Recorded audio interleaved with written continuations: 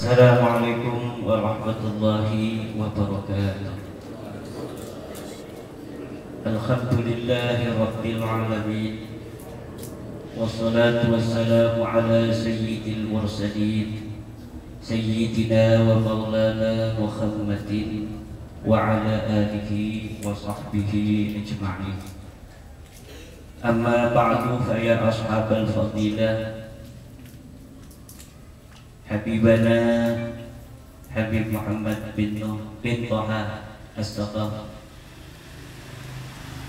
Wakil Ketua Umum Front Pembela Islam Dewan Pimpinan Pusat Bidang Hizbah Mata'allallah Bituli Hayati, Habibana Habib Hasan bin Abdurrahman Al-Kaf, Ketua DPW FPI Kabupaten Tangerang, Al-Mukarram Al-Ustaz Burhan sebagai Sekda DPD FPI Provinsi Banten, para pengurus DPW FPI Kabupaten Tangerang, rekan-rekan Ketua DPC FPI Kabupaten Tangerang. Mudah-mudahan kita semuanya diistiqomahkan dalam berjuang di jalan Allah, diberikan karunia, diberikan rezeki yang banyak, diberikan keberanian yang tiada ada ujungnya, dan diberikan husnul khatimah di akhir hidup kita kelak. Pada hari ini, hari yang sangat berbahagia bagi kita dapat duduk dengan zuriatnya Rasulullah Muhammad sallallahu alaihi wasallam. Rabbi fanfa'na bi barakatihim wahdinal husna bi hurmatihim. Mudah-mudahan dengan ini kita akan dilihat dan dipandang oleh Rasulullah Muhammad sallallahu alaihi wasallam. Tidaklah orang itu membenci zuriatnya Rasulullah kecuali karena tiga hal. Imma ayakuna walada zina. Boleh jadi dia itu adalah anak zina. Yang kedua, imma ayakuna munafiqan. Bisa jadi dia adalah seorang yang munafik. Siapa munafik? Orang yang pura-pura Islam, pura-pura iman kepada Allah, tapi hatinya sebenarnya tidak beriman kepada Allah. Dia bersama orang-orang mukmin hanya untuk mengelabui orang-orang mukmin. Wa imma ayyakuna abu jama'u mahu fi ghairi kufri, atau ayahnya ketika berhubungan dengan ibunya dalam keadaan tidak suci, ibunya dalam keadaan kemudian dari hubungan itu jadi dia. Kalau orang tidak termasuk tiga di antara itu, insya Allah kepada zuriatnya Rasulullah Muhammad SAW tidak akan ada rasa hikid, tidak akan ada rasa benci. Walaupun umpama zuriatnya Rasulullah itu menzahirkan perbuatan yang tidak elok. Di dalam kitab Qami'ut Tughyan, Imam Syekh Nawawi rahimahullah menukil sebuah kisah dari gurunya. Gurunya itu di Mekah melihat syurafa, para keturunan Rasulullah berbuat sesuatu yang kurang elok. Kemudian waqa'a fi qalbihi syai'un, di hatinya ada sesuatu. Ini duriannya Rasulullah kok begini amat kelakuan. Kemudian pada malam hari dia bermimpi bertemu Sayyidatina Fatimah Az-Zahra Al-Batul. Kemudian dia memanggil-manggil Sayyidah Fatimah, tapi Sayyidah Fatimah tidak mau untuk melihat wajah dari gurunya Syekh Nawawi ini. Kemudian gurunya Syekh Nawawi bertanya kepada Sayyidah Fatimah, "Ya Ummi, kenapa engkau tidak mau memandang kepadaku?" Kata Sayyidah Fatimah, "Waqa'a fi qalbika syai'un ala dzurriyyati." Karena hatimu ada sesuatu yang jelek kepada keturunanmu. Kata gurunya Imam Syafi'i, mereka banyak yang berkelakuan kurang elok ya Sayyidah. Kata Siti Fatimah, "Alaisu abnai." Apakah mereka bukan anak-anakku? Mau gimana dia adalah anak-anak. Dan Fatimah Az-Zahra Al-Batul adalah anak yang dikatakan oleh Rasulullah, "Anti bid'atun minni wa ana bid'atun minki." Aku adalah setempik daging daripada engkau, adalah setempik daging daripadaku, dan aku adalah setempik daging daripadamu. Keutamaan Sayyidah Fatimah radhiyallahu anha sangat masyhur fil ahaditsis sahihah. Hanya orang-orang yang membenci keluarga Rasulullah SAW yang tidak akan mau membaca daripada fadilah-fadilah di bait, fadilah-fadilah daripada Sayyidah Fatimah Az-Zahra Al-Batul, fadilah daripada Sayyidina Al-Husain, fadilah daripada Sayyidina Al-Hasan. Wa jami'i dzurriyyatihi ila yaumil qiyamah. Amin ya Allah ya Rabbal. Semoga kita semua berada di barisan mereka sampai mati. Ada di dalam dunia ini sekat-sekat daripada pertarungan dzurriyatul ilm dan dzurriyatul nasab. Dari zaman dulu itu trennya itu orangnya itu aja. Dari zaman Fir'aun melawan Musa, dari zaman Ibrahim melawan Namrud. Gaya-gaya FPI itu gaya-gayanya Sayyidina Ibrahim.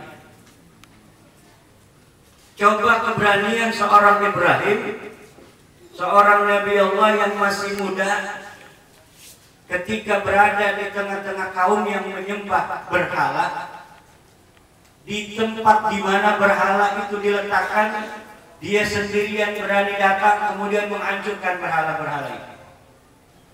Kalau orang yang tidak punya keberanian, tidak mungkin dia bisa. Dia tahu apa yang akan terjadi. Dan betul saja dia ditangkap oleh Raja Namrud.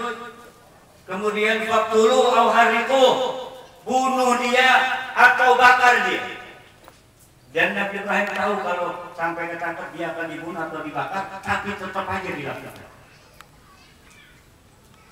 Kemudian juga ada Sayyidina Musa, begitu pula kuatnya jiwanya. Kemudian ada Sayyidina Muhammad sallallahu alaihi wasallam yang begitu berani, yang keberaniannya tidak ada tandingnya. Selain beliau itu adalah seorang yang lembut, beliau juga adalah seorang yang gagah perkasa.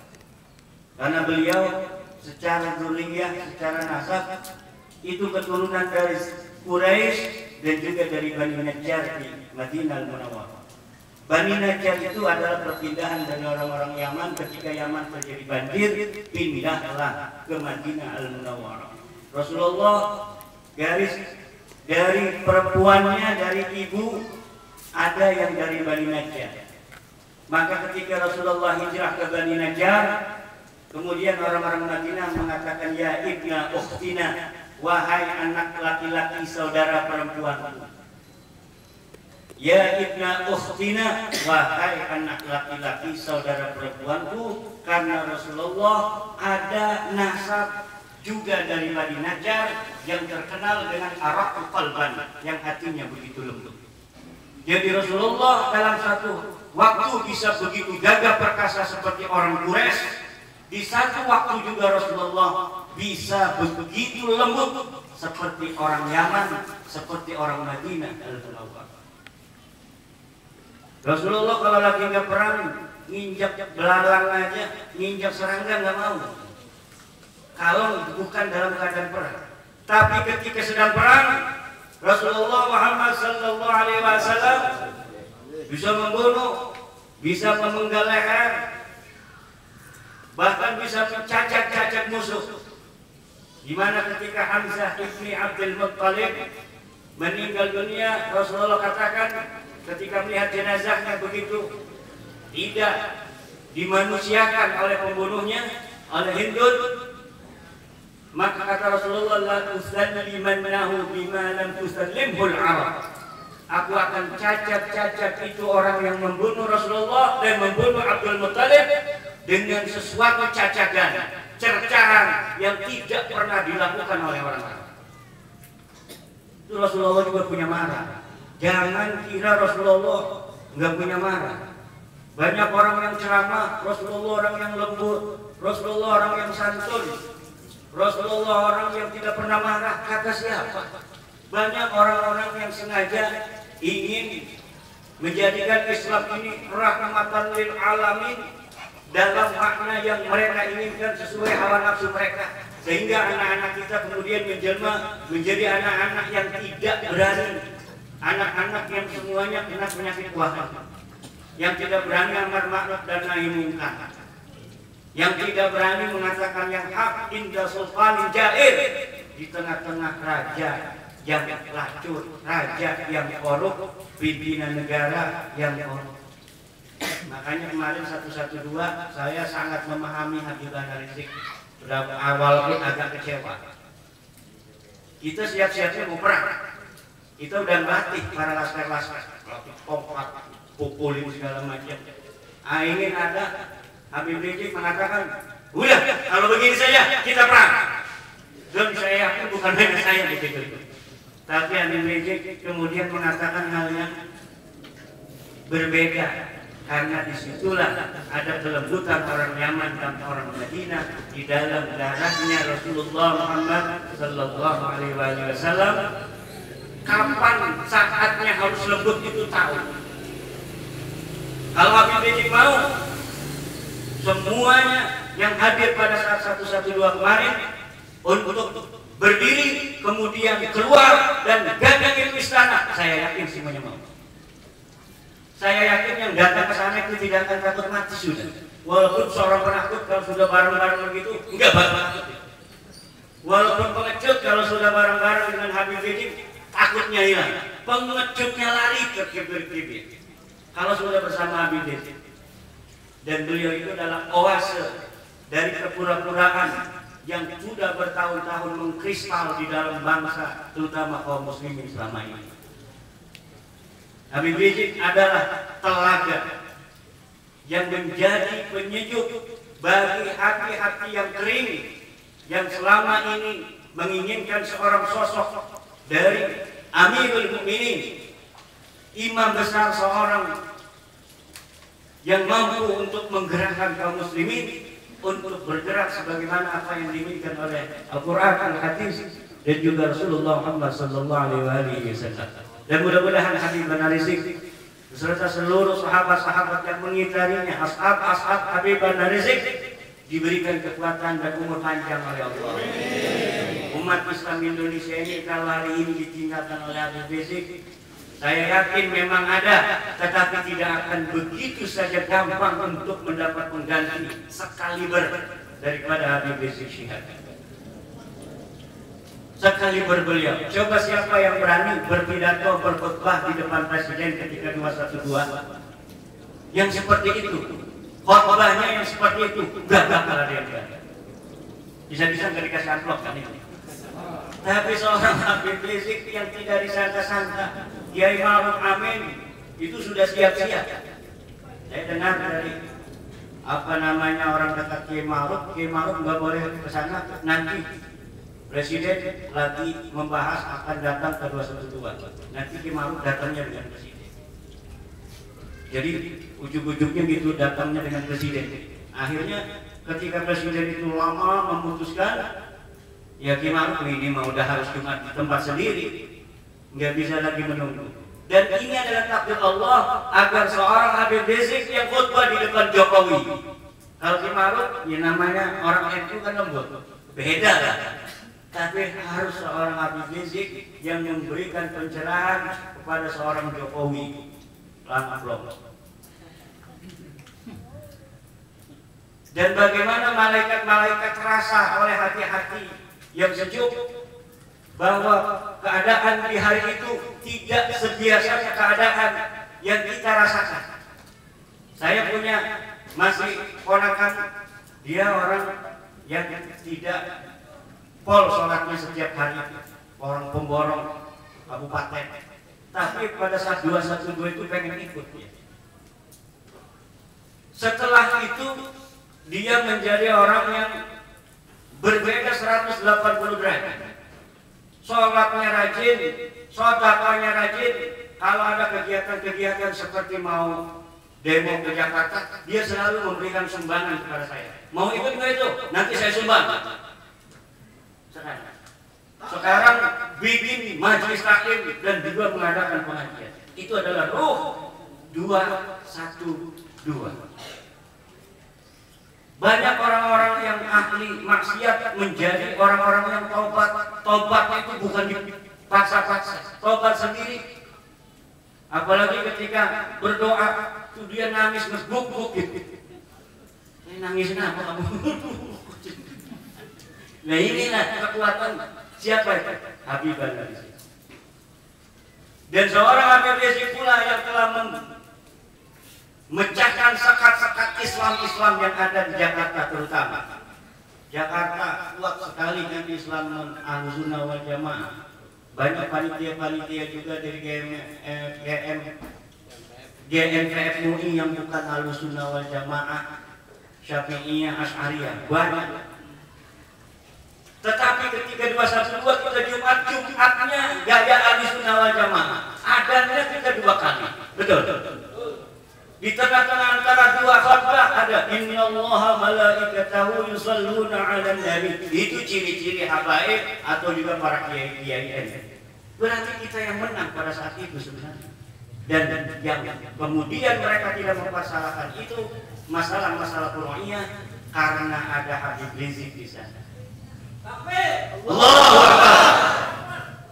Maka mudah-mudahan Allah menyelamatkan Habib Rizik Syihab dan senantiasa melindungi beliau.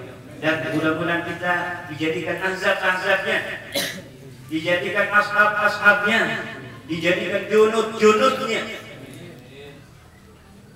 sampai batas waktu yang kita tidak tahu. Dan mudah-mudahan kita semua diberikan jiwa kesatuan yang makin kuat daripada hari-hari sebelumnya menghadapi masa-masa yang akan datang ini. Musuh-musuh Islam PKI itu bukan sesuatu yang abstrak. Sudah berani mendohirkan diri. PKI betul-betul sudah berani mendohirkan diri. Apalagi kalau peneliti PKI seperti Ustaz Alfian Tanjung itu sudah betul-betul menyebut nama di istana si Anu.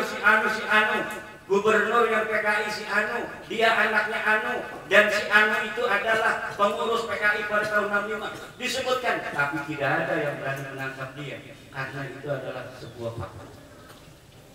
Dan mudah-mudahan kita senantiasa nanti musuh kita bukan hanya Ahok ini, tapi juga 9 naga PKI yang merajalela.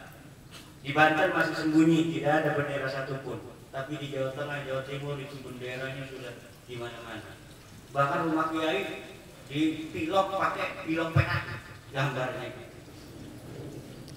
Dan ternyata waktu Ninja 9899 itu bukan dari ninja benar, tapi ninja PKI.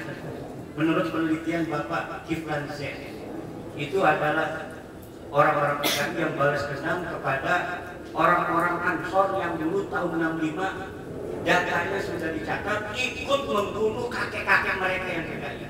Jadi adalah upaya balas dendam dari orang-orang PKI. Nah ini FPI harus berada di garis yang paling depan di dalam membela para ulama-ulama, membela agama kita, amar ma'ruf nahi munkar. Kalau kita nyuruh sholat doang banyak yang bisa. Kita ini terahnya bukan terah itu. Terah kita adalah Ibrahim, Musa, Nabi Muhammad. Bukan yang megang tasbih ada di hutan, zikir kepada Allah, menangis sampai tangisan darah, kemudian tapi tidak sama sekali ditakuti oleh orang-orang yang jahat, oleh orang-orang yang lacur, oleh orang-orang yang korup. Bukan itu kita. Kita adalah orang-orang yang juyus Muhammad, tentara-tentara Muhammad yang akan membela agama ini seperti Rasulullah membela agamanya dulu ketika beliau hidup.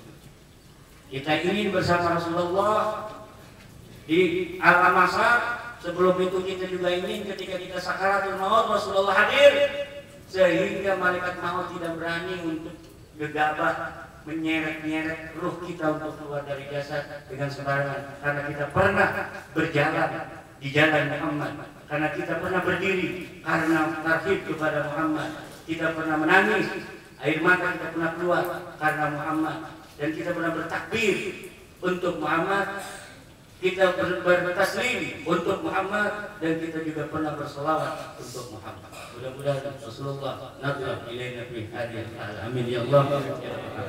Kita akan baca sedikit kitab Ihya Ulumuddin ini karena waktu juga yang sempit. Sini akan saya lanjutkan pelajaran ke pengajian yang bulan kemarin yang kita adakan di Kresek.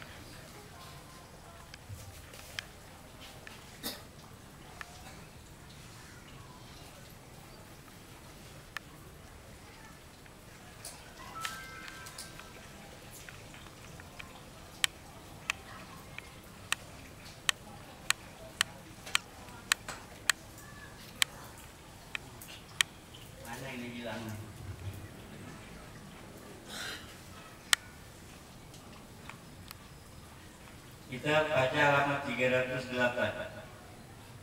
Qala Abu Bakar As-Siddiq radhiyallahu anhu. Wis ngucap sapa Abu Bakar As-Siddiq radhiyallahu anhu ing lafaz ya Rasulullah hal min jihadin ghairi qitalil musyrikin.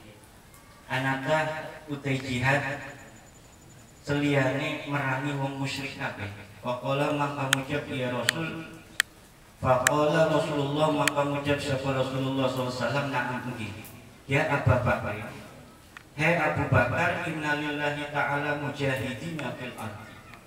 Setune itu tetap bagi Allah Ta'ala sapa sakai wong kang berjihad kabeh ing dalam bumi afdhola minasyuhada'i, hal kang lebih utama ketimbang saking wong syahid ahya'a kang pada urip kabeh marzukina tur kang den rezeki kabeh yamsuna alal ardi hale pada laku ya wong kabeh alal ardi ing atase bumi yubahillahu bihim malaikat samai hale ngebanggaken sapa Allah bihim kelan wong kabeh ing saking malaikat-malaikat langit wa tuzayyinu lahumul jannatu lan berhias lahum kedhe wong kabeh apa surga kama tazayyana Ummu Salamah saya oleh menerima tamu dan sapa Ummu Salamah li Rasulillah sallallahu alaihi wasallam.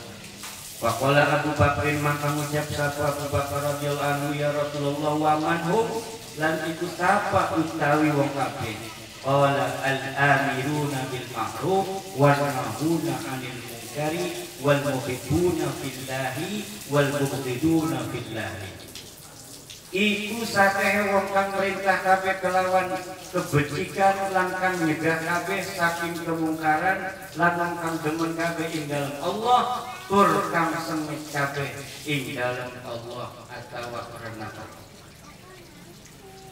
Abu Bakar As-Siddiq radhiyallahu anhu bertanya pada suatu kesempatan kepada Rasulullah sallallahu alaihi wasallam. Kata Abu Bakar, ya Rasulullah, apakah ada jihad yang difardukan selain memerangi orang-orang musyrik? Maka kata Rasulullah, wahai Abu Bakar, sesungguhnya Allah mempunyai orang-orang yang berjuang di bumi ini yang lebih utama dari orang-orang yang telah syahid, yang mereka hidup, yang dirizkini oleh Allah. Orang syahid itu di dalam alam barzakh ahya marzukhin, mereka hidup dan diberi rezeki oleh Allah, makan es krim segala macam di sana. Itu orang-orang yang matinya di jihad di jalan Allah, mati dalam medan perang. Yang sunnah ala ardi, orang-orang yang mujahid itu berjalan di atas muka bumi. Yubahillahu bihim malaikatas sama, yang Allah membanggakan kelompok orang-orang yang berjihad di jalan Allah itu.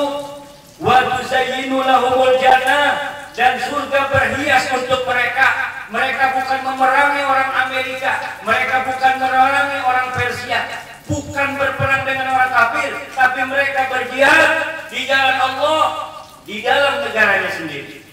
Ini bukan yang dimaksud adalah orang yang sedang berperang dengan orang kafir, bukan.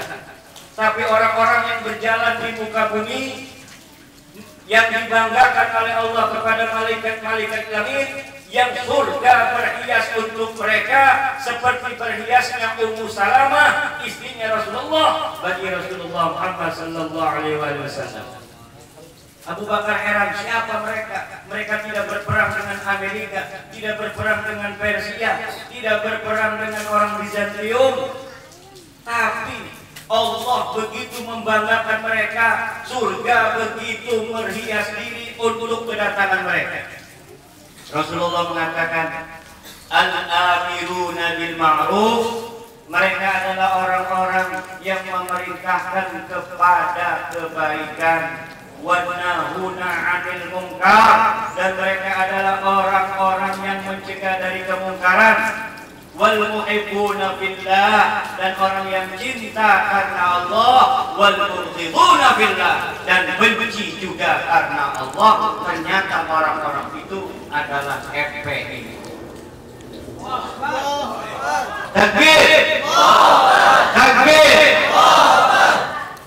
Yang dibanggakan oleh Allah, yang sekarang kita bukan sedang berperang dengan orang kafir, bukan berperang dengan orang musyrik, tetapi mereka berkelompok mencegah dari kemungkaran, mereka berkelompok memerintahkan kema'rufan, mereka cinta, saling cinta, mencintai karena Allah, dan mereka juga membenci karena Allah. Tidak ada yang lain sekarang menurut saya adalah front pembela Islam.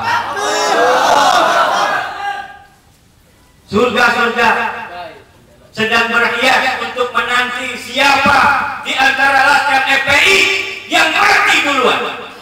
Siapa di antara laskar FPI yang paling cepat bahagia? Jawabannya, siapa dia yang mati lebih pertama? Siapa di antara laskar FPI yang lebih cepat bahagia adalah siapa yang dia mati lebih pertama. Yang matinya belakangan, bahagianya belakangan. Ainatul Mardiyah itu bukan untuk orang-orang yang puasa tiap hari. Jadi di surga itu ada bidadari yang paling cantik, namanya Siti Ainatul Mardiyah. Dia bukan untuk orang yang bertahajud setiap malam. Dia bukan untuk orang yang membaca Quran sehari tamat. Dia bukan untuk orang yang rajin puasa. Tapi dia adalah untuk orang yang berjihad fisabilillah. Jadi kiai-kiai yang gak mau berjuang itu nanti dia istrinya di surga kalah sama anak-anak FPI. Cantiknya banget. Alhamdulillah. Hei rakyat FPI yang belum nikah, jangan takut kalian gara-gara belum nikah untuk berjihad. Karena orang yang berjihad di jalan Allah, yang masih dijaga, itulah yang menjadi heboh para bidadari-bidadari surga. Kalau yang kayak Sekwil ini yang udah punya istri, bidadari mati biasa aja, paling 2 orang, paling banyak 70 orang yang rebutan minta nomor HP-nya. Tapi kalau yang masih dijaga, dia belum nikah, tetapi mau berjuang di jalan Allah, orang begitu aras. Surga begitu heboh. Di mana-mana ada pengumuman, ada seorang yang belum menikah, yang dia pemuda, belum